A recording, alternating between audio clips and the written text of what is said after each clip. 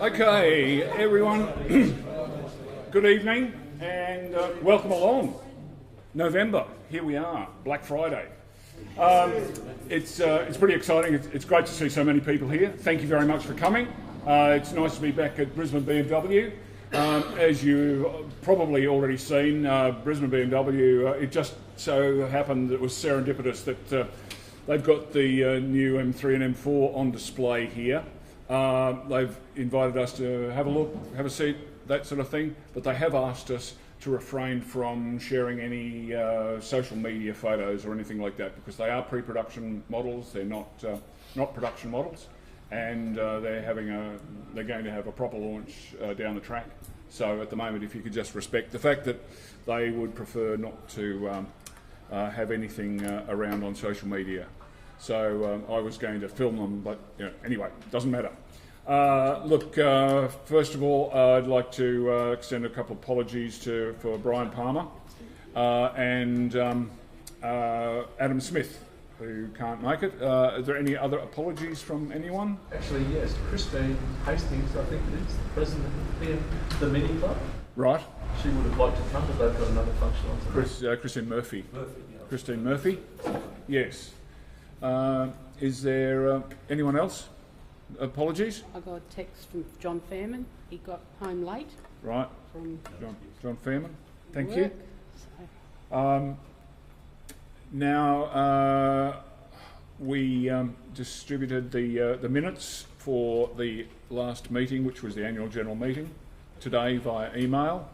Would anyone like to... I'd like to pass a motion that they be accepted. Thank you very much. Scotty Weir. Seconded. Yeah. Thank you. Ray.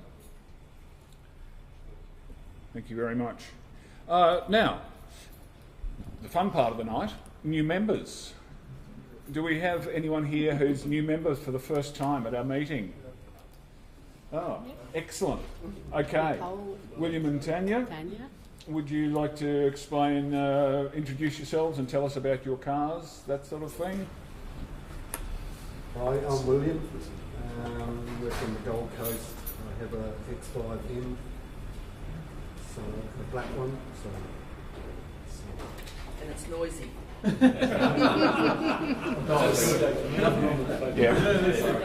Yeah. Well, thank you very much. Thank you for coming. Thank you for coming up from the Gold Coast. And so please make yourself known to the new members. It's always a bit daunting to come along. So many of us are so familiar with each other, but it tends to be a little bit scary. Alan? Yeah. New member, Alan? Yeah. I spent, I'm a motor mechanic by trade. I drive a Z3 and I spent 30 years with Queensland Transport in their vehicle section and vehicle advice, roadworthy scheme and all those sort of things. And I've been retired for 21 years now.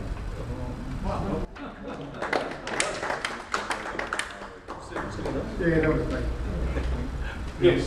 Paolo, I'm a painter, a painting contractor, I've got my own business. Yep. Came in here one day, saw the M4 convertible for sale, so I bought it. As you do. And what a lovely name for a painter, Paolo. you canvas? Do you do commissions? Do you do commissions? Yeah. Right. And Paolo's brought his son Ben. Yes. He's been a mad BMW fan since he was a little boy.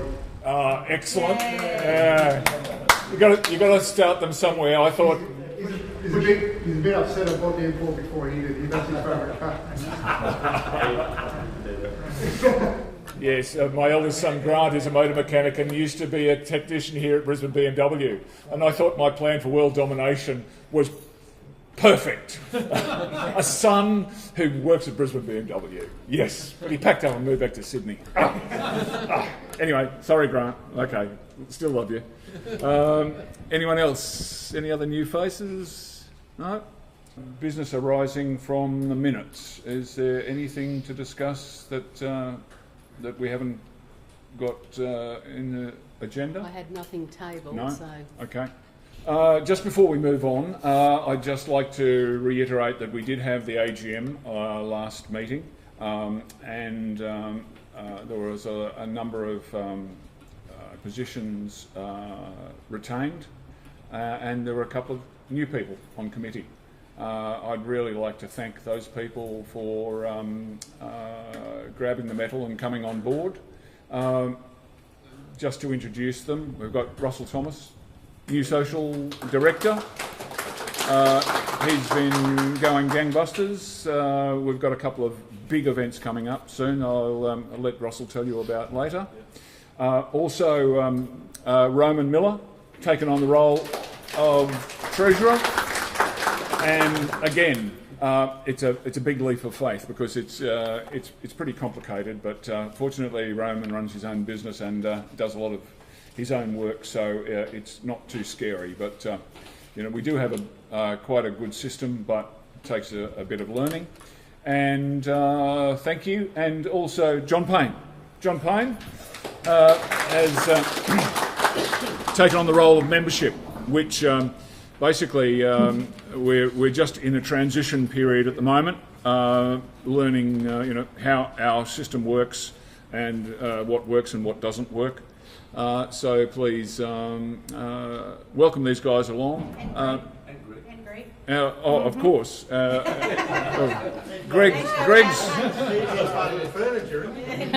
Greg's always there. He's so much of a support, I forget that he wasn't on committee. But so Greg's taken on the roles of club captain, drive, and I'm sure that there's something else we've given you. Oh, very nice. Yeah, doing all those wonderful things. I've been encouraging Greg to take on a role as club captain to MC some events and things, so that you don't have to listen to me all the time, talking. I have to listen to him all the time too. Telling stories. Greg's good, Leanne. Yeah, That's right. yeah, but you made a vow, didn't you? I'm on stereo. Yes. Anyway, speaking of new committee members, Roman, we have you down here for a treasurer's report.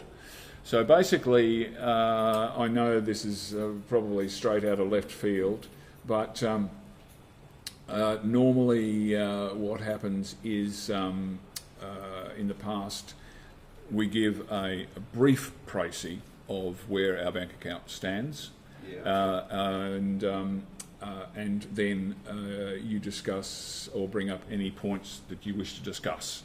So at this stage, I think we've been very fortunate. Our membership has been growing. We've been getting lots of members. This motorsport has been oversubscribed, so we've been covering our costs and putting a little bit of money in the kitty as well. Although we've got a couple of big events coming up that we're spending a bit of money, but generally our finances are fantastic. So I think we're in a very, very good position. But one of the things that we as a committee are discussing and like to do is to put back to the club and to the membership, because basically it's all your guys' your money anyway. So we would like to put back. So, for example, the upcoming Christmas gala dinner down the Gold Coast, the club is subsidising that to a great extent.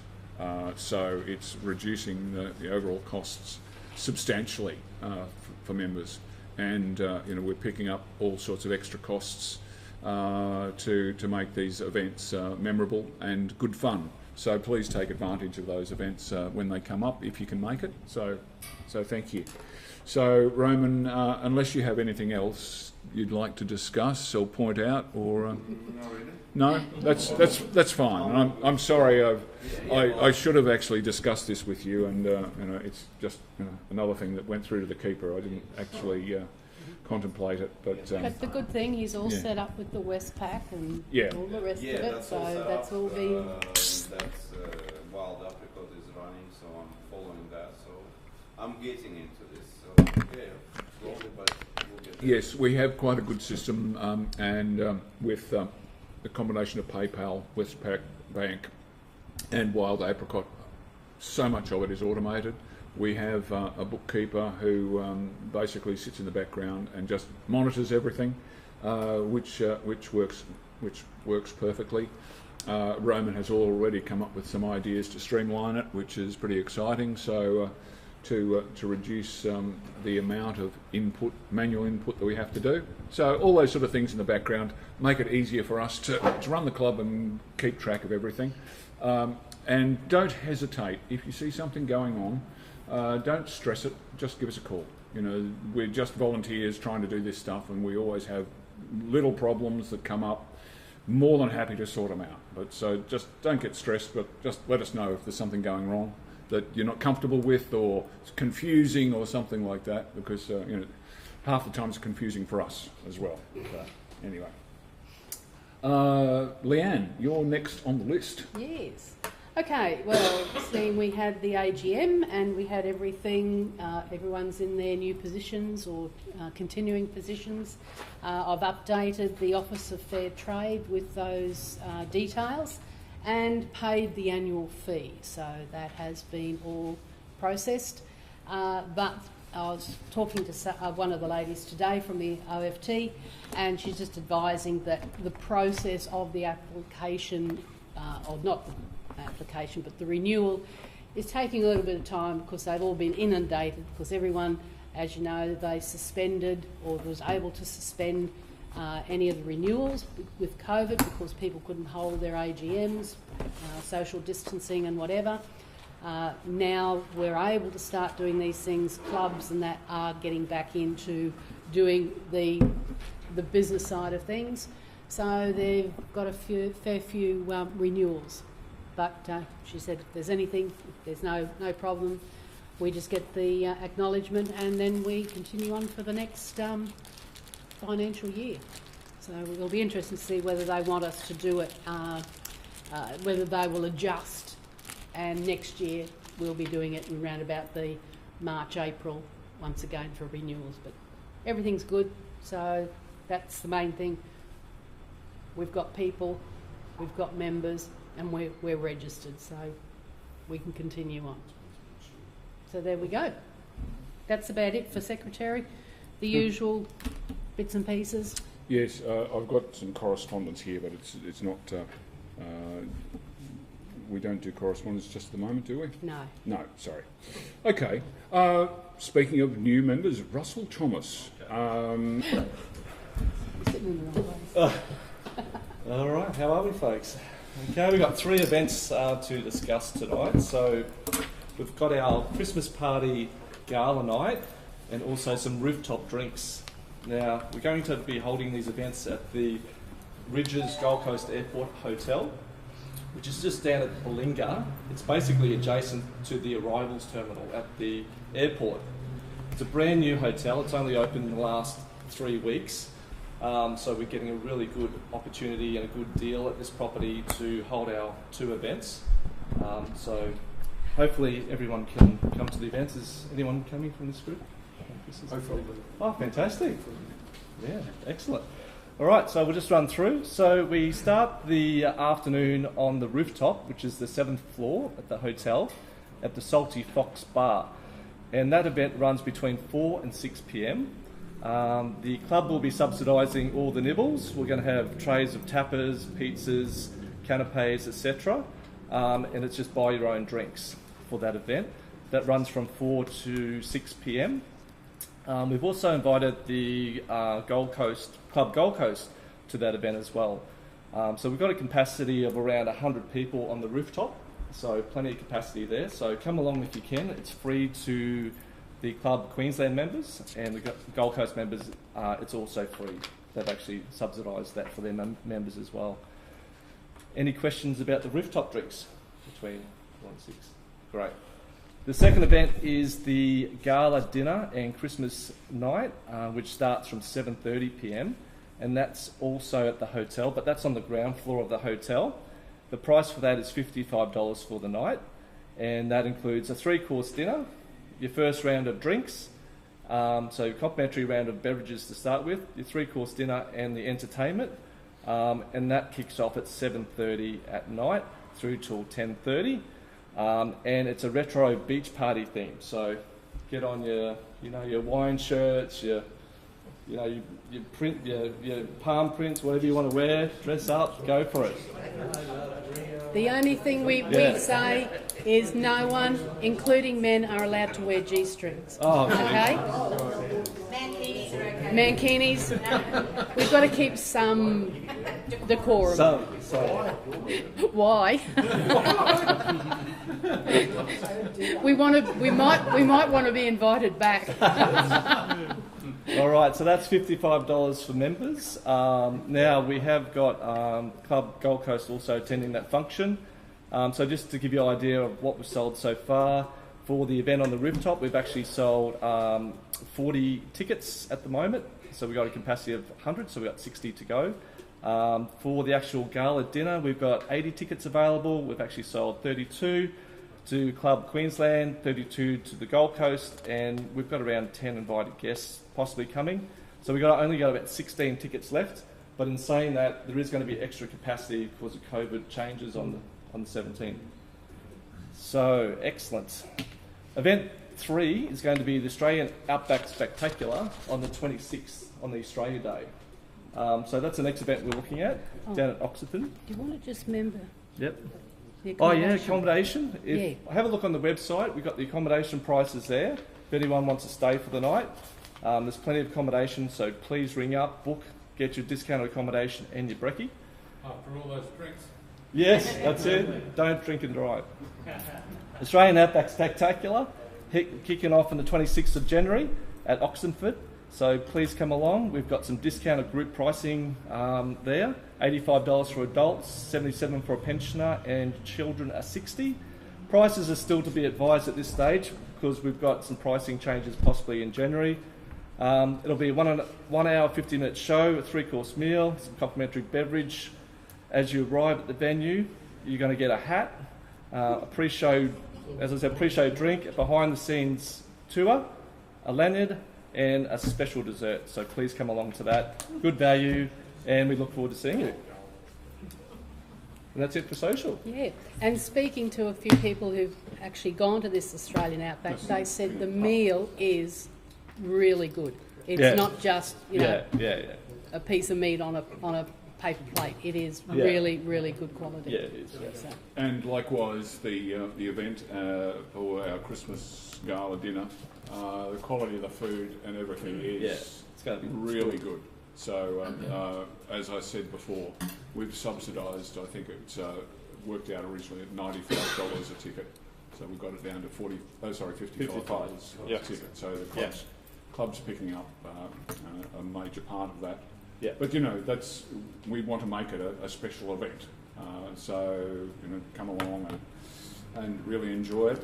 And I'd just like to thank Russell for working so hard at this. Russell's involved with the Ridges, so it's a little bit of insider information, and we're getting very, very special rates. Yep.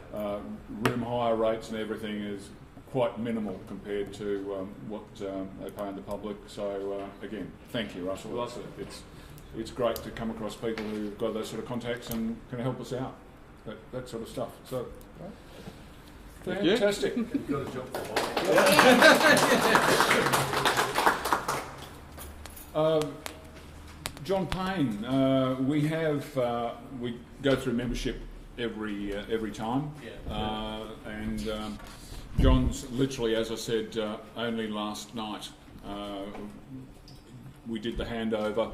John Fairman, who was the outgoing membership officer, handed over to John. Come over, John.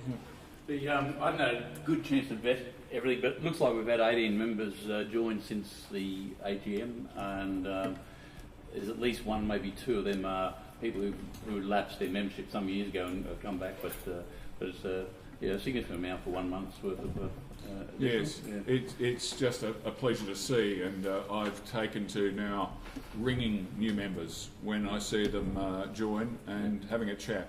And it's amazing, how much information and especially people who are coming back to the club. Yes, That's really lovely that they've gone away and they've done, life's got in the way and suddenly they've got time or the inclination to come back. Yeah. So that's all fantastic. Again, with membership, I'll just give you a couple of these, John. These are just returns. Right. They've got new addresses on them. Okay. They'll need I'll to look after that. be processed. Yep. And Peter Coleman, Pete, your thanks. Your first official duty. We tried to find you on the Clay Islands, but Okay. lost. Yes, and again, please just update information. Remember, if you do happen to change address or phone numbers or email addresses, especially, we tend to see that sort of thing happen if it does. So we will chase you.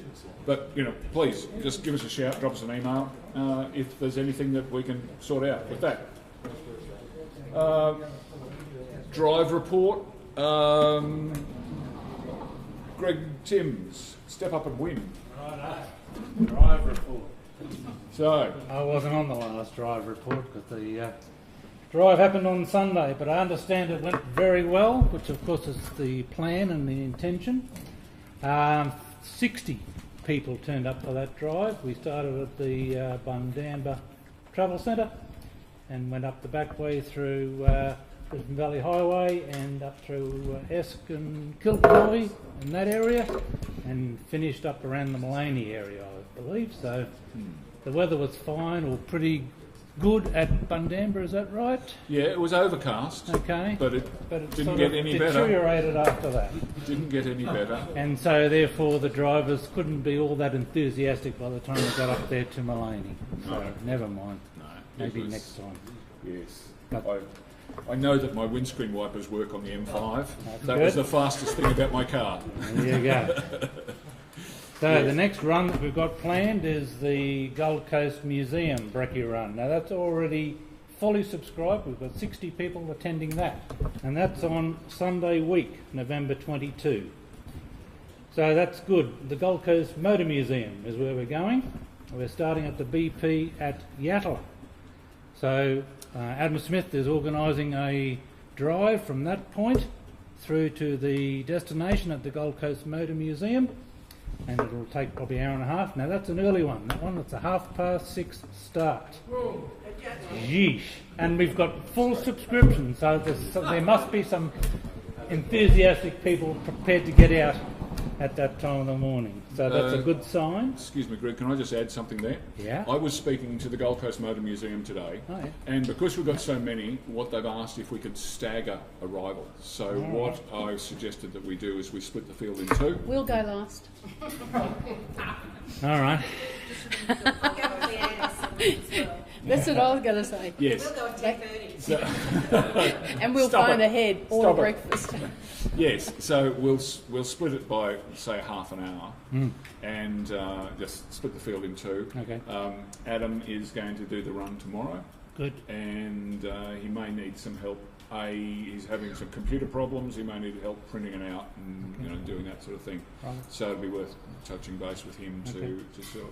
So as I said, I spoke to the Motor Museum today, and they're all happy and they're pleased that, and they've actually given us because we've got people on the wait list. Crystal, I think you might be on the wait list for that run. I've spoken to the Motor Museum and they can accept more numbers. So I've suggested, I think we've got like 68. So I've told them 68. So over the next week, I'll promote those people off the wait list onto the event, and send out some more information when we split the field into two to just indicate which groups who people are going, so that you don't need to be there, and sit around the car park for half an hour waiting to go. But the lady Melissa said to me, she said, "Well, why don't you just come down and do the tour and then come back and have something to eat?" And I said, we've been up since 5 o'clock. People are going to want a cup of coffee and something to eat by the time they get there at 8 o'clock. They're going to wait till 10 o'clock to have something to eat. So, True. yes. Anyway, everything seems pretty good there. But as I said, if you can just touch base with Adam, because I think he's a little bit nervous about doing it. Right. So am I. Gary, you might want to touch on that. I withdrew from going on that, but I couldn't find how to do it on the club website. You might want to touch on that. You found out. Yes. Anybody that wants to withdraw from an event that they've nominated for. Yes. There is a after you've paid your money. There is a process to be able to cancel your registration to an event, but as Dennis said, we sort of discourage it a little bit because, especially with motorsport, it starts to get a little bit cumbersome when people commit and then they want to withdraw and the numbers get.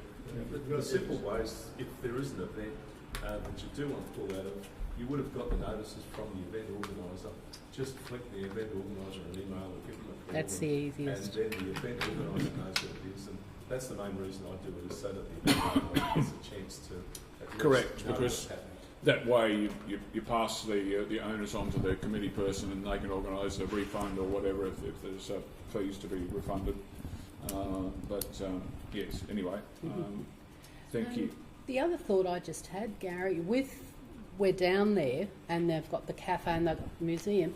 Has the museum got the facility that once you've actually paid for entry, can you go in and out? Because that might just... It's an all-day pass. Yeah, so that's good. So what that covers, does... Yeah, it will take the strain off. So if there's a few people there waiting to start off with, and others can go in and do their look around the museum, they can come out and have a bite to it, but they can still go back. So you're not sort of locked in that once you get there you've got to have your meal and then you've got to have your tour.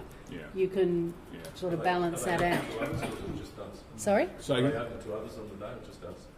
No, they are open to others, but I think they're discouraging it because we're coming in such numbers, and as I said, we discussed trying to split up our field so there's not a tsunami of 60, 70 people arriving, tonguing for a cup of coffee and a bacon and egg roll at all at 8 o'clock.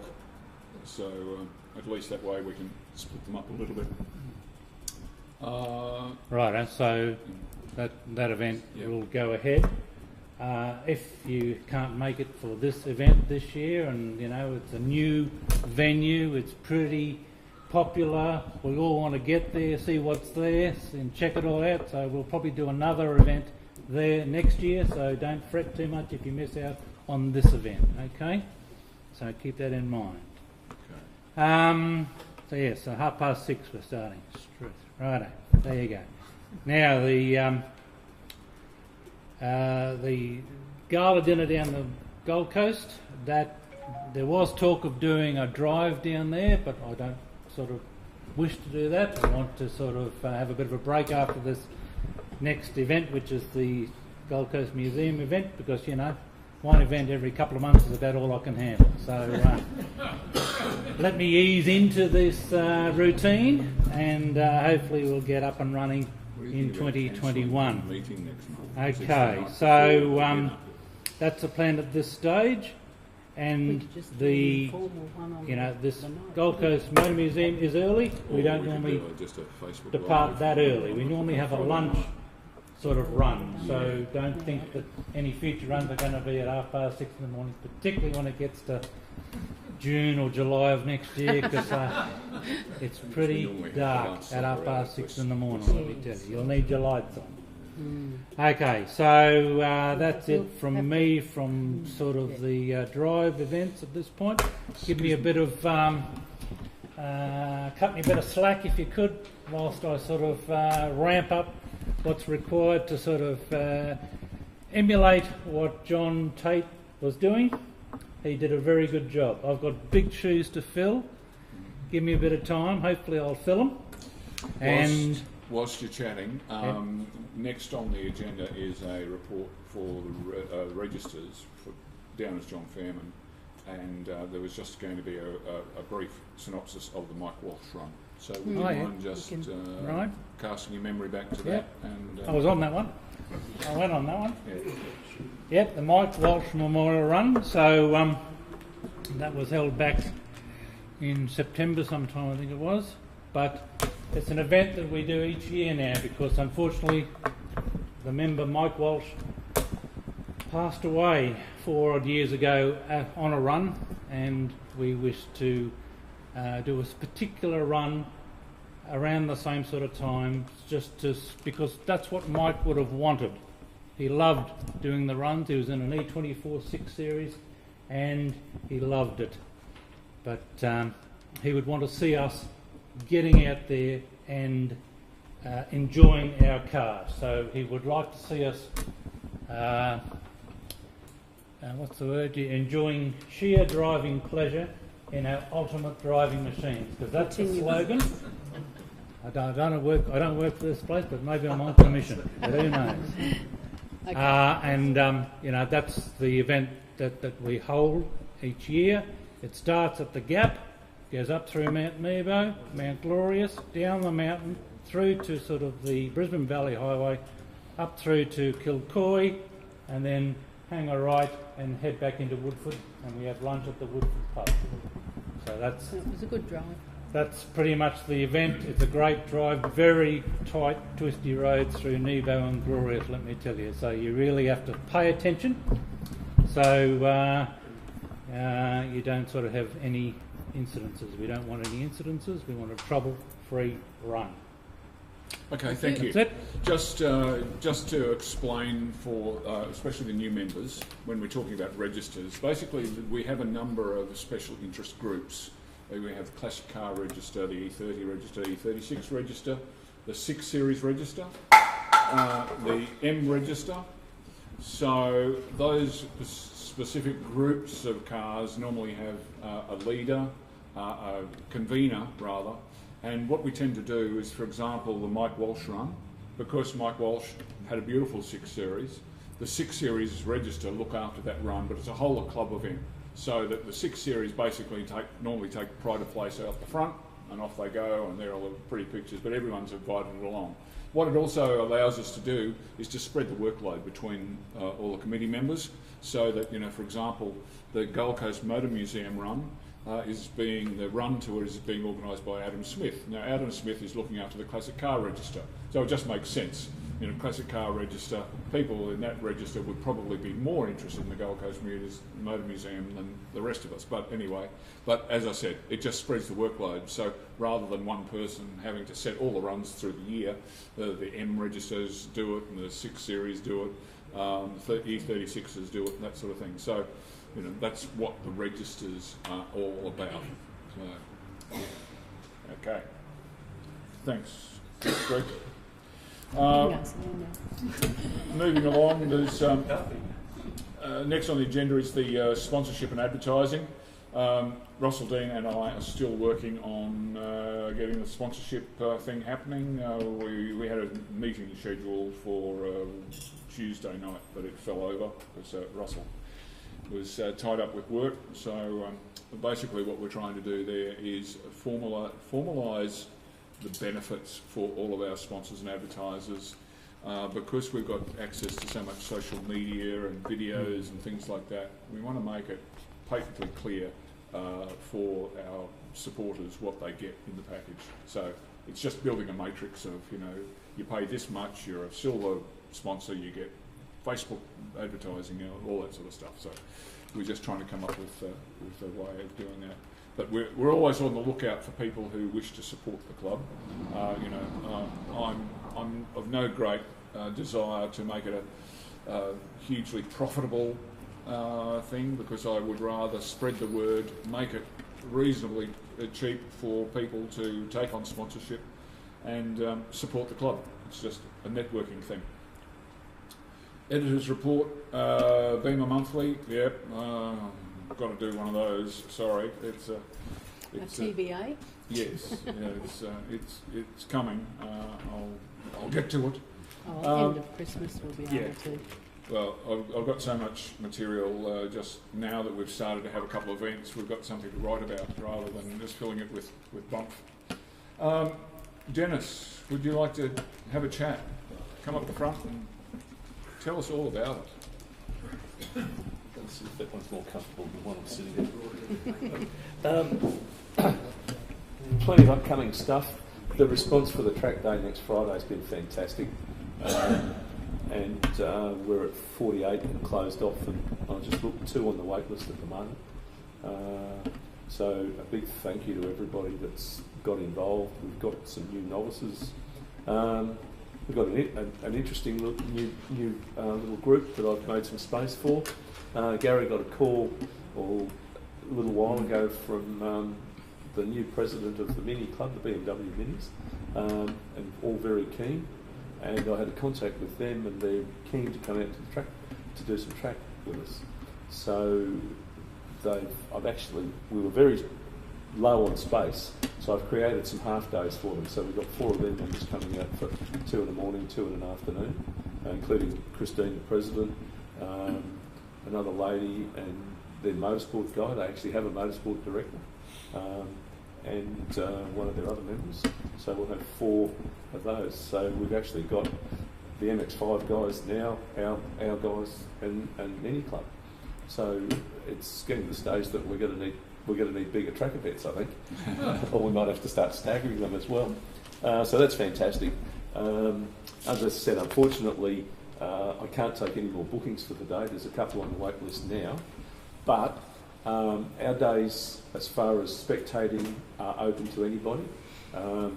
There's no real COVID restriction numbers for an event like that now, so forget about that. Obviously, I ask you to do the usual distancing thing. So if anybody wants to come out on the day, by all means, there's no charge. We encourage spectators. We also run passenger rides at lunchtime. You don't have to even be a member, but obviously, hopefully showing some interest. So if you want to go for a passenger ride with one of our competent people, we only allow our regular competent people to take passengers. Be there before lunchtime. You will need, these are sprint events for those that don't know.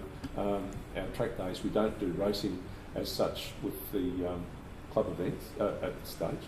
They are just a sprint event, so there's maximum separations.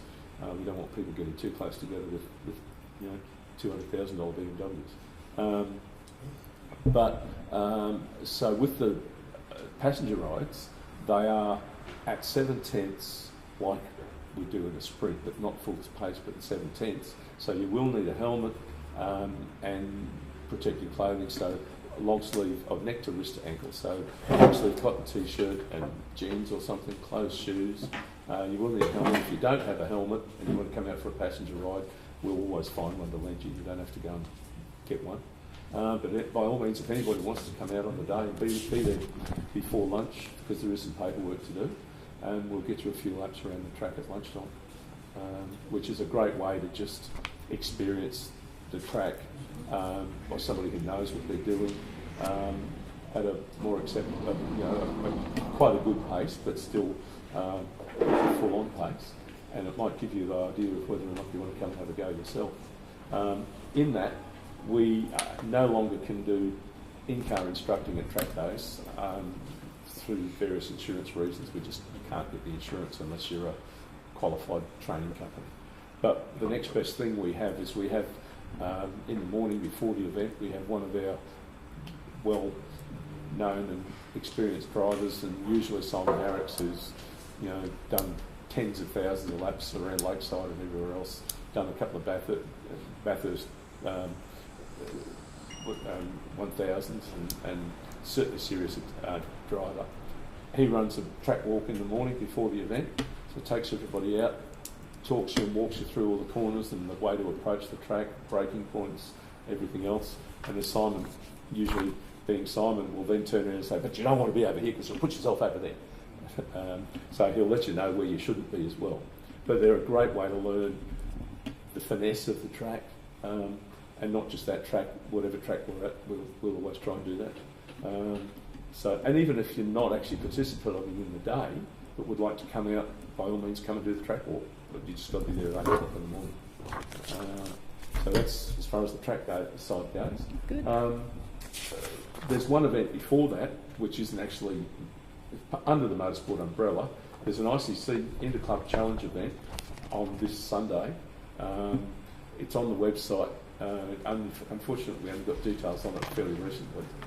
That's the last event for the Interclub Challenge, which is a group of other car clubs around Brisbane that do different various sort of motorsport events, and it's a way for some of us to go and experience other events without actually having to worry about organising it. Is it Lakeside? What? The ICC? No, it's a navigation run. No, So but it's a where's it strip. held? Where's it held? It's being run by the MR2 Club. The details are on their website. It's starting somewhere on the south side and finishing there as well. So there's a couple of hours of navigation and like Gary's... so it's a nav run. Yeah, right. so it's like Gary's observation run, like that, but it will run a little bit stricter, so there'll be time periods, so there's no... if you're going too fast, you'll get penalised for things like that. But that's up on the website. If you are interested in that, there's a link on our website to the MR2 site. Unfortunately, I won't be able to go. I've with not being that well lately, and also a couple of other things, and the fact I've got 2 cars with no air conditioning at the moment. We're talking a 35-degree day for Sunday. I probably won't be going, but I will be in touch with them. I might try and get there in the morning for the start, but I won't be able to go on it. But keep that in mind. There will be a lot more inter-club events next year. Unfortunately, they all had to get curtailed this year.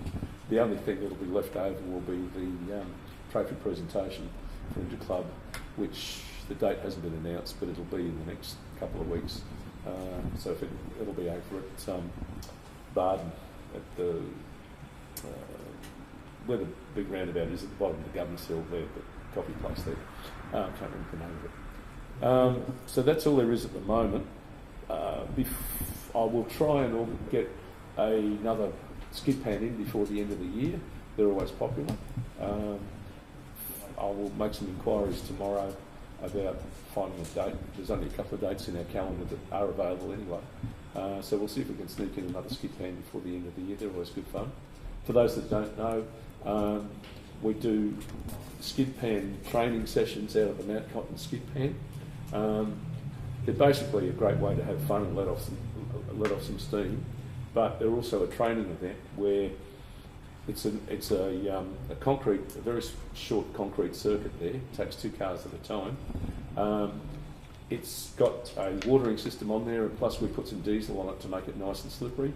And the idea is to get the car out of shape, realise how to control it, and we do it with an instructing company, so they provide Safe Drive. They provide an instructor who will, they can get back in the car with you again now, if you want, who will give you tips on just how to control it. So basically the idea is the car will get out of control, or you want it to go out of control, realise what's happening as it's about to happen, and then learn not to panic, but to now control the car. Yes, the car's broken traction, it's drifting, and know exactly what to do to correct it. And you might want to hold that drift around the track for a little while. Technically, we're not there drifting, we're instructing and learning, but we do have a few that manage to often complete a loop around the circuit. We only take 14 people. We run 5 or 6 minute sessions, 2 cars at a time. We run a few runs one way, and then halfway through the morning or afternoon, whatever the session is, we'll reverse direction on the pan, so all the corners now change completely. Doesn't hurt your car. It gets dirty, it needs a good wash after, but they're a really good learning tool for anyone that's a newer driver, P-platers, to learn how to control your car and how to feel and realise when it is about to let go. Could seriously save you from a major accident. I had a situation a few years ago now, out of the blue, and it's realised then that all the training we do sits there in the background in your mind until it's necessary, and it just clicked in. I was out near Springfield, late afternoon, 5:30, heading to a Christmas party, about a mile past the Ryan Shopping Centre. All of a sudden the car in front of me swerved for some unknown reason. I didn't know why. I was doing 100 in the 100 zone. Then realised that he'd swerved because the kangaroo had just landed in front of him, or behind him, or landed in front of him and he swerved around it. I had no choice but to take it out. And the decision sort of was, I don't want it coming through the windscreen, so I went right, cleaned up the roof went up over the roof of the car and wrote the car off. I then realised I was on the wrong side of the road about to have a head-on collision with the four-wheel drive coming at me at 100k. And it literally, the whole thing went into slow motion. And it was swerve, swerve, swerve. The four-wheel drive went past the car and took the side mirror off the car. And I can still see the whole thing now in slow motion. And as I said, it just went into slow motion, and I don't even know how I reacted, I just did. And from when the car landed to the whole thing was about 3 seconds. So it can literally save your life. Okay. Anyway, so Thanks, sorry about that. I should have given you 5 minutes.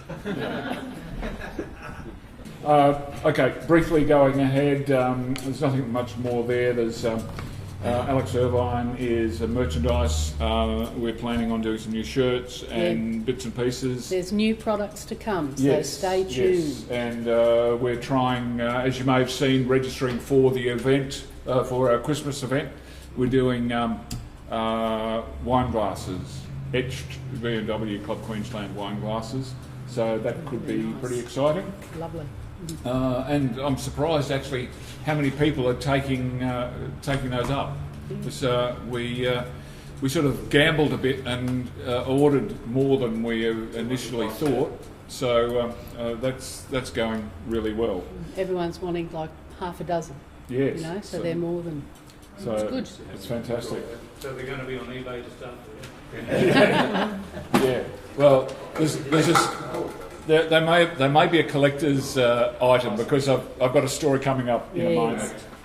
Correspondence, there's a couple of magazines here from the Jaguar Club. There's Top Mark from Victoria and another Jag Club magazine. So if anyone would like to have a look at those, just have a look and then pass them back. A couple of sort of redundant bills there, and that's the original copy of that incorporation, and also the Motorsport Australia incorporation. That's the affiliation. The affiliation, yeah. Oh, and that's the Office of Fair Trading one. Of course, that one, I was just going to mention when we found our copy eventually and got a copy. The club was incorporated the 21st day of November 1991. So next year will be our 30th. Yeah. So with that in mind, I think that might open for a few events that we can incorporate as celebrating the club itself. And I think that's Great, get on. I think that's a good time to make the E30 register responsible. A special event. A special event. Someone asking 21st of November, but it's the year. We can use the year, so that would be really good. So if anyone has any ideas on how we might use that time to enjoy things, okay. There's plenty to talk to. Raffle night for President's Car. Looking ahead. Raffle the President's Car. No, stop it. As some of you may know, BMW Club organisation is a worldwide organisation. We have national clubs, we have international clubs. So Australia, each state has got a club, and that's one of my laptops going flat. Didn't turn it on. You'd wonder. So there's each club's got a car club. There's a national body, and then there's an international body.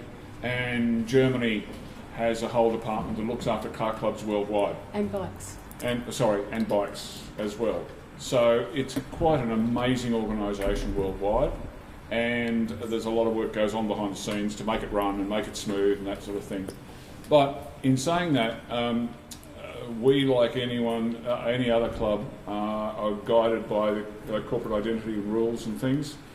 And we've just found out that we are about to go through yet another change in our club logos.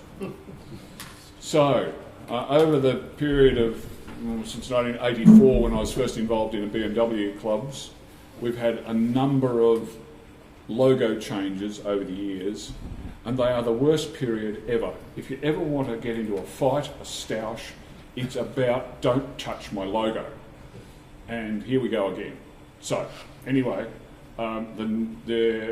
we have to implement a new logo by the end of next year. And we've been given guidelines as to what that logo might look like, which just for your own reminders. So that's our current logo.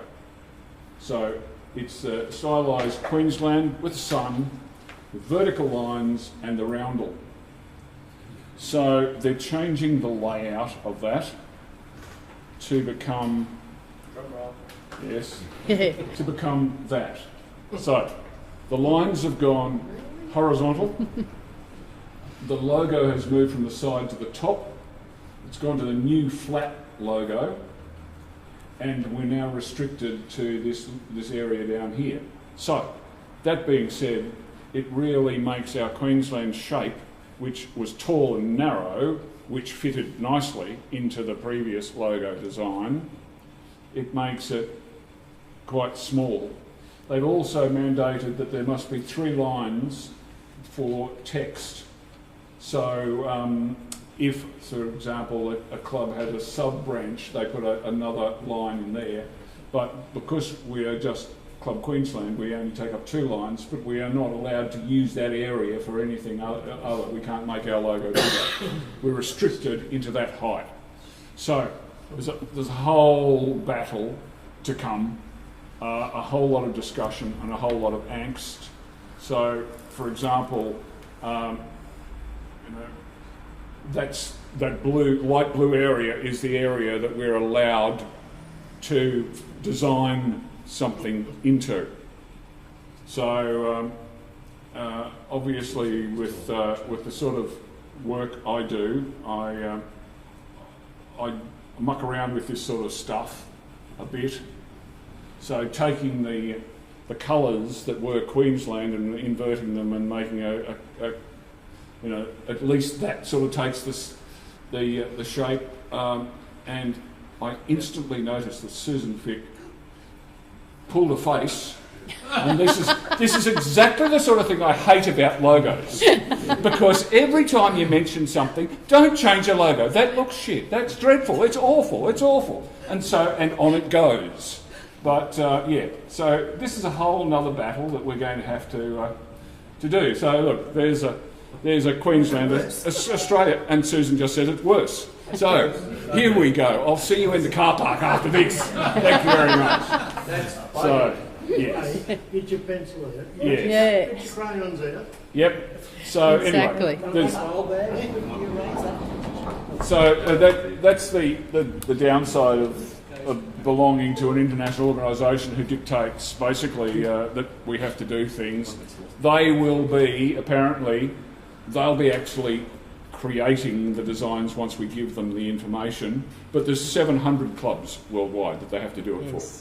So it's going to be painful, it's going to be tiresome, it's going to be tedious, and it's going to be drawn out. But having said that, last time Australia was the first of all the umbrellas to get all of our logos done, submitted and approved for the world. Yeah. So What's the reason they're doing it? Sorry? What is the reason? Well, I don't need a reason. It's corporate. Yeah, it's corporate. It's corporate. They've changed the logo. So in other words, it used to be the rounded 3D logo. Now they've gone very flat, and what they've decided to do is to revisit the whole look, seeing that instead of just changing the roundel from the 3D to the flat one, they've decided to change it around. And I think they didn't like the fact that it gave us an opportunity, depending on the shape of your design, you could actually have a wider logo that's right.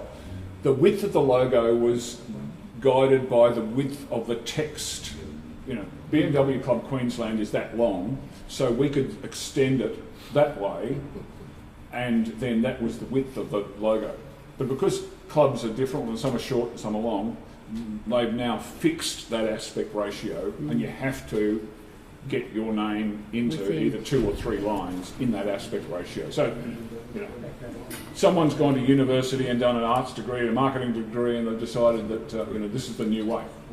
Anyway, but so many people are so dedicated to car clubs and bike clubs, and they love their logos. And for example, as we're saying, the glasses we've had etched have got the current Club Queensland logo on it, so they may be a collector's item by this time next year. So I would would encourage you, yes. I'll be on the Antiques Roadshow. Yes. To come back in 100 years though. That's right. To buy some more. Anyway, general business. We need to come up with a show of excellence next year. Seeing we haven't had a show of excellence, we didn't have a show of excellence this year. What we would like to do is have one very, very early on next year and start the year off with a bang. And what we would like to do is take the encouragement we're getting from Club Mini to do a joint event. BMW, the dealer network, especially Brisbane BMW, are very keen to help us out with events. So we'll get them involved. And again, we'll put back and make sure that it's a memorable event, rather than, I think, waiting until later in the year for Motorfest. We'll put on our own event somewhere nice, a nice location, nice lunch, that sort of thing, and make it special. But I'd like to do that very early on in the year to kick the year off to make that happen. As I said, it's lovely to meet Christine Murphy, the new president of the Mini Club. So enthusiastic. So happy to help and learn and do. It's great to see. A new independent dealer had a launch just recently, Southwest BMW. Just a little independent workshop. A few of us went along. It was nice to meet some new faces, new people. They look like good business.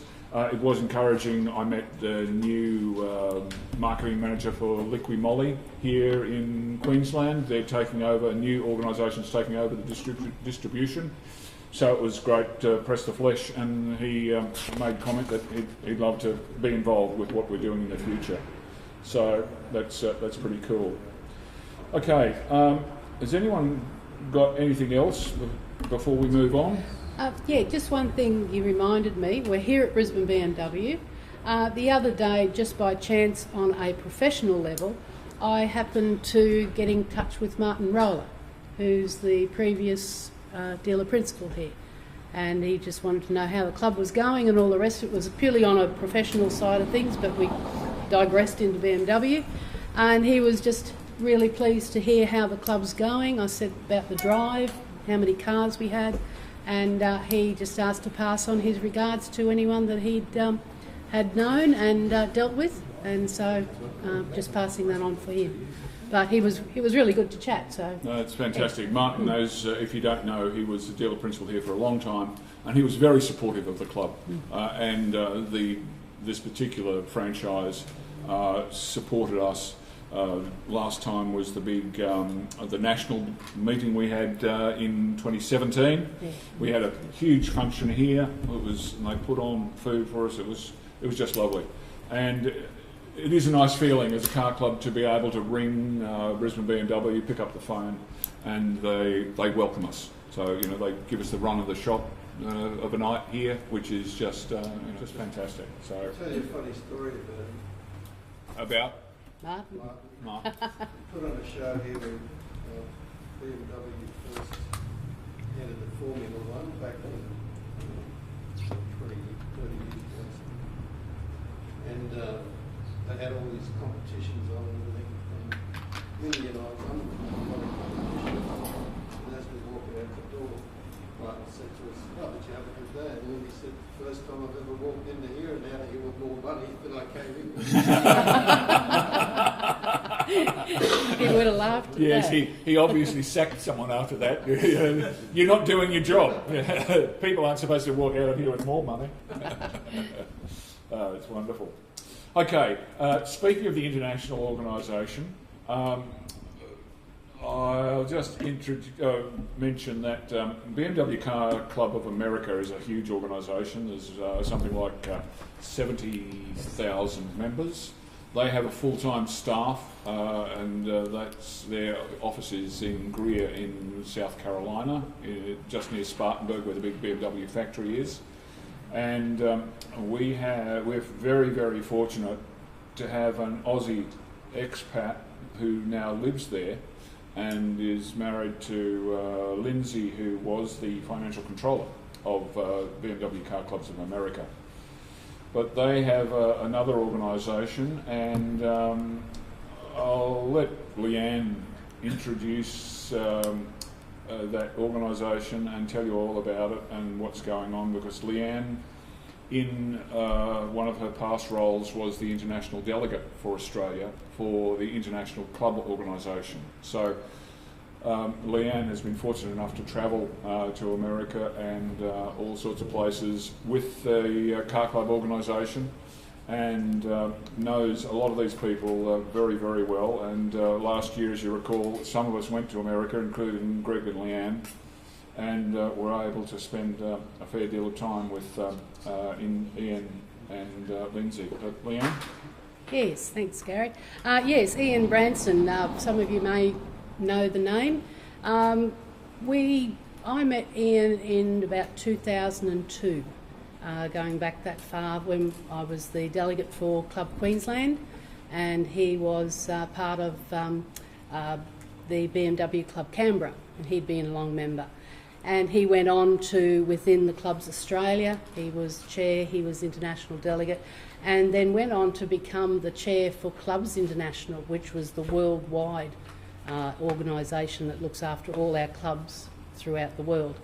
And he was in that role for about 15 years, so he did an exceptional job for an Australian.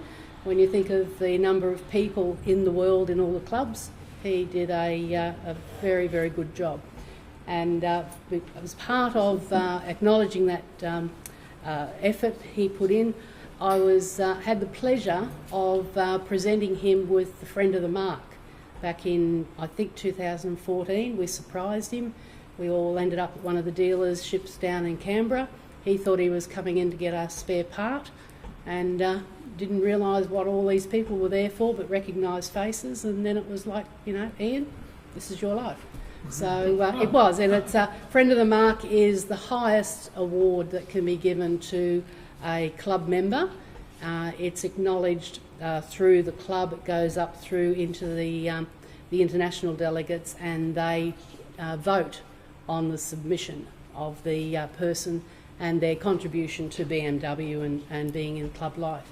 So he was pretty chuffed about that, and we have met up. Greg and I and other friends have met up with him at different venues, and as Gary mentioned, he mentioned about the Car Club America had the 50-year anniversary last year, and he extended the invitation to myself and to Greg, and to offer it to other club members. So a group of us got together, and that's how we all went over there.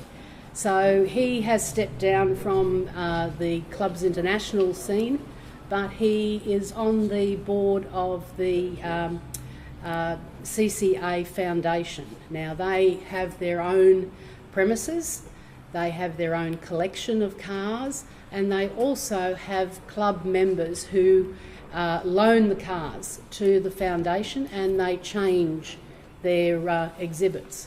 So with the COVID and everything, Zoom has become a pretty good sort of form of communication. So we thought that it'd be a good idea if Ian would be pleased to show us what's in that new collection that has just come about. We were going to do it live. We were going to be able to hopefully talk to him and give him a bit of cheek and all the rest. But for him to have done that, he would have to have been up at like 4:30, 5 o'clock in the morning. So it didn't work along those lines. So with Gary's guidance, they used the good old iPhone, made a few short introductions and talking about cars, photos and that, and then he sent that all through to Gary, and Gary's done his magic.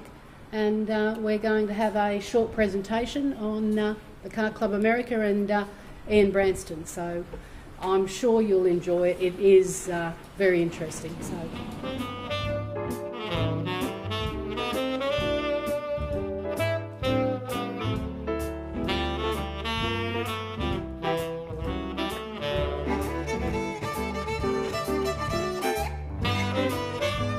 Well, here we are at the BMW Car Club of America Foundation.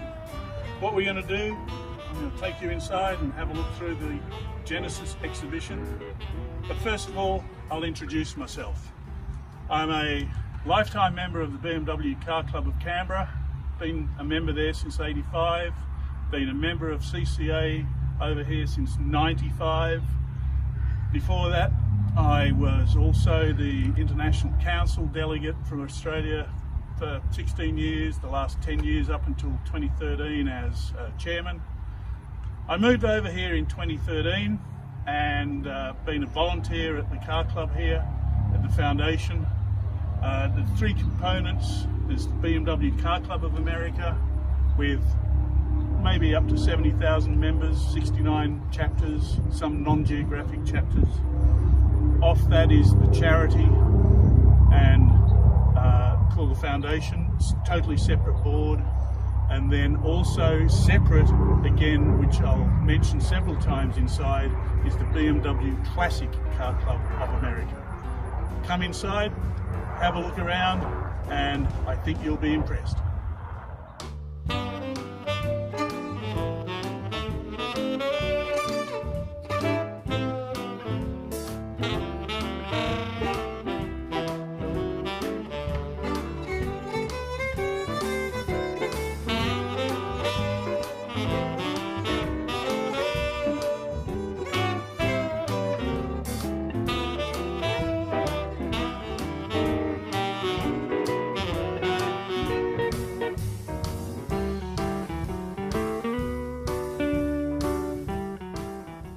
Okay, so the best place to start is with the earliest car that we have in the collection.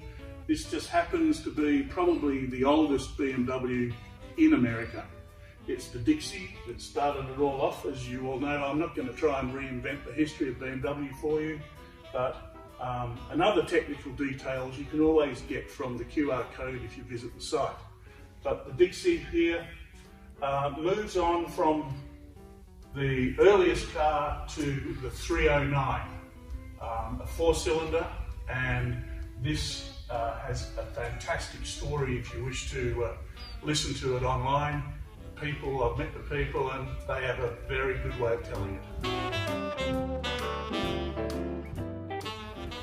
We move now onto these beautiful roadsters. This being the 1934 315/1 of Dirk de Gruen.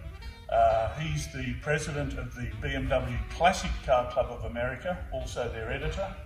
And this moves on to the 1936 319/1. This one's owned by the BMW dealership in Plano, Texas. And again, another example from Dirk de Gruen. We have his beautiful 328. And guess what? He actually drives that. That competed in 2017 Mille Miglia in Italy. And I think he's still smiling.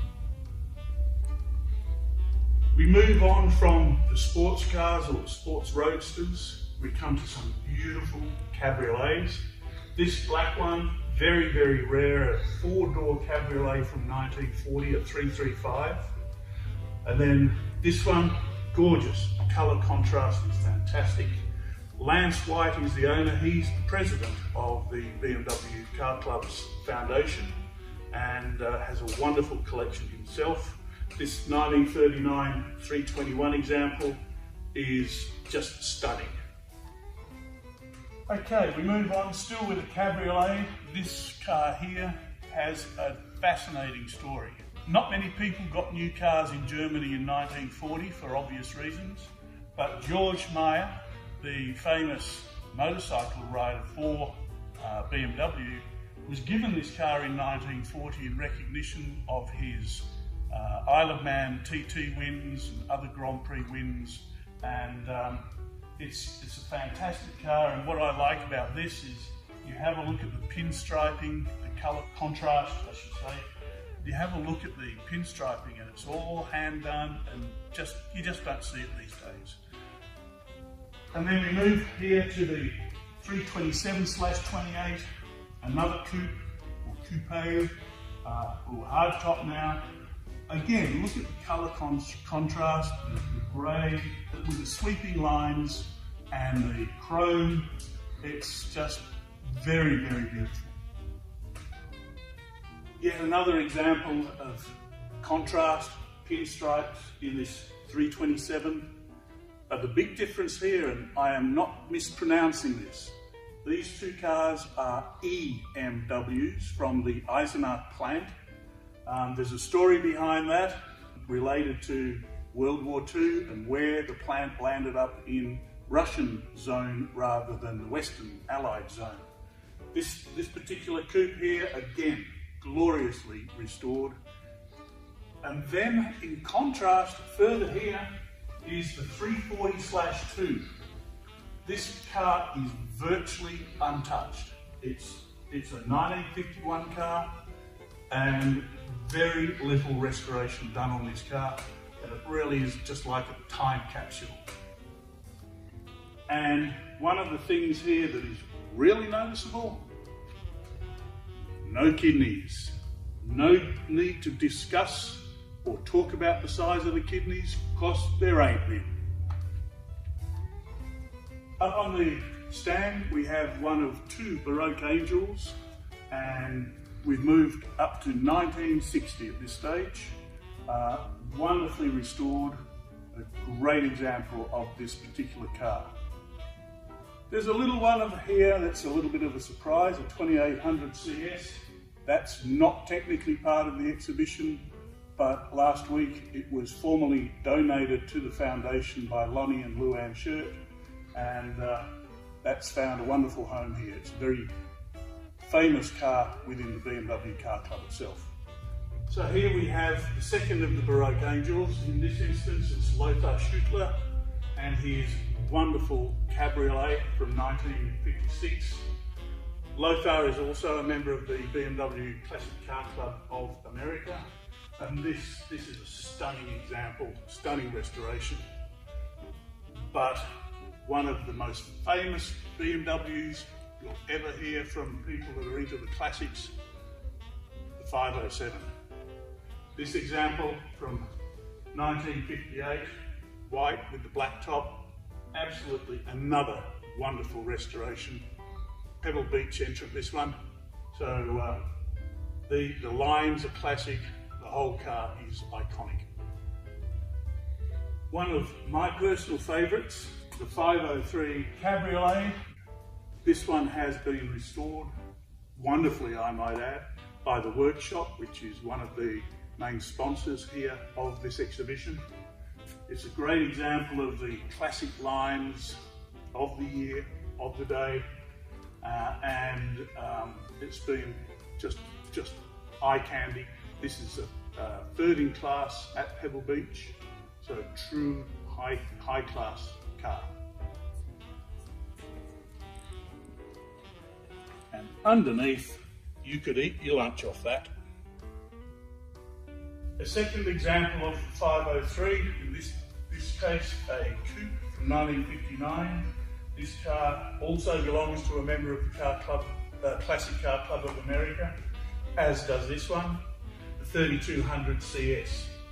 This one is also restored by the Workshop, and it's a fine example of the motoring, coupe motoring in Germany at the time.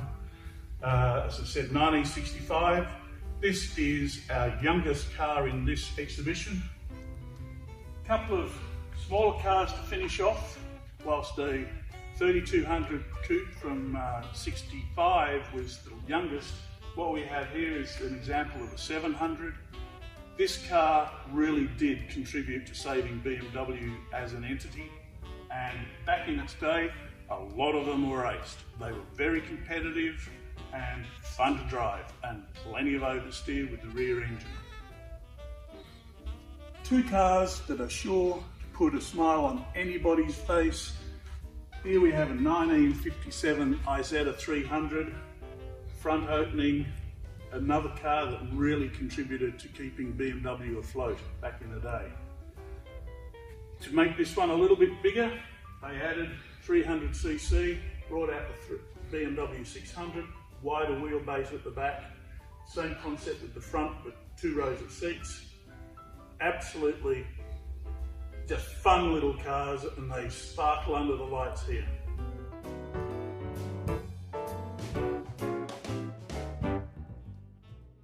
This one of the motorbikes I have a little story about. I must admit I know very little about motorcycles. This one is quite unique. Sidecar, it's got a differential, the rear wheel drives also this wheel. This is a 1943 example. Also the spare tyre, that fits all three, very much a utility. And after the war, these were actually, because of the drive, these were actually used for ploughing fields. And it was probably the equivalent of the Jeep. This was really used for all sorts of utilities, or in this case with a machine gun attached.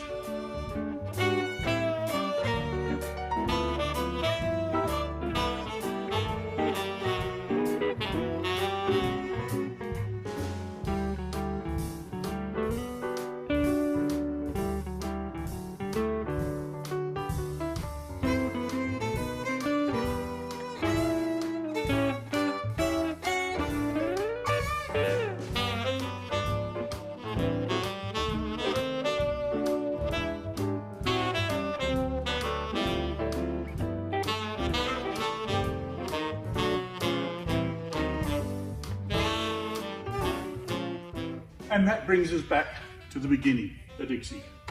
I hope you've enjoyed that. I haven't given a lot of technical data. Sometimes it's because I don't know it, but the rest of the time it's to try and keep this timely.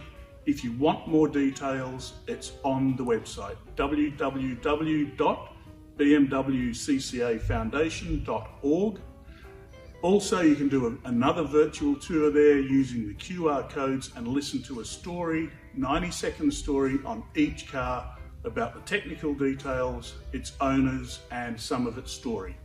And of course, all of this was made possible by the sponsors and the absolute generosity of the owners of these cars who have loaned them to us. They've been here since earlier this year in May. The opening was supposed to be May. Hopefully we can extend it a little bit beyond January, and we're hoping for May next year.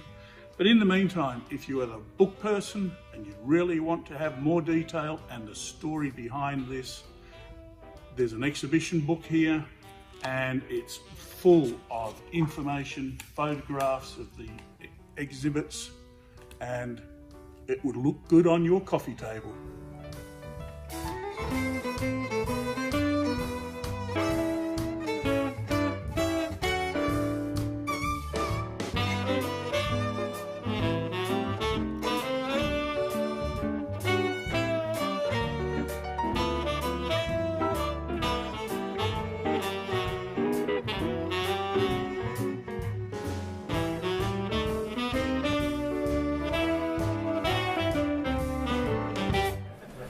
And I must say that collection there was nothing we saw when we were there in October last year.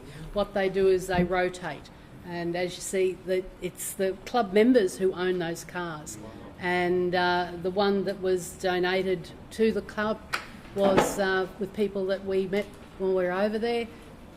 He actually was awarded a Friend of the Mark as part of the celebrations at CCA at the time, so he's very much been in the clubs for a long time.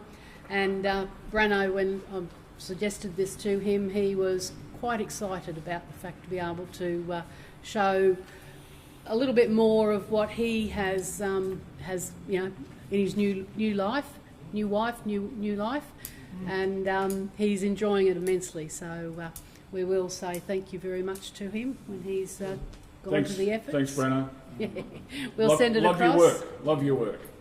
But yeah, so Brenna was actually quite interested to hear feedback on what we thought. He was very keen to do something like that, and it's great to help out. But you know, the enthusiasm is just astounding, and of course the number of people over there and that sort of thing. We were fortunate, as Leanne was saying, when we were there, they had the concourse. They shut off the main street of Greenville, and the cars there were just incredible, just amazing. But anyway, really was a very special thing. Okay, well, that's about it. Yeah, the only thing I will mention is I'd like to encourage everyone, if you're wanting to come along to our Christmas dinner and gala and that, please do. We are something along those lines. We might have a little bit of a tease for you associated with Germany. So that's all I'll say. It's nothing's definite, but hopefully by December they will have lesser restrictions, and then if that's the case, we hope to possibly have something very special. So obviously BMW related. So, hey? Nudge, nudge, wink, wink. So, but, yeah. So thank you everyone for coming. Great to see you all again. And yeah. So the run to the museum on the Gold Coast and the Christmas function. Yes, for sure. Okay. Yes. Get online. Good night, everyone.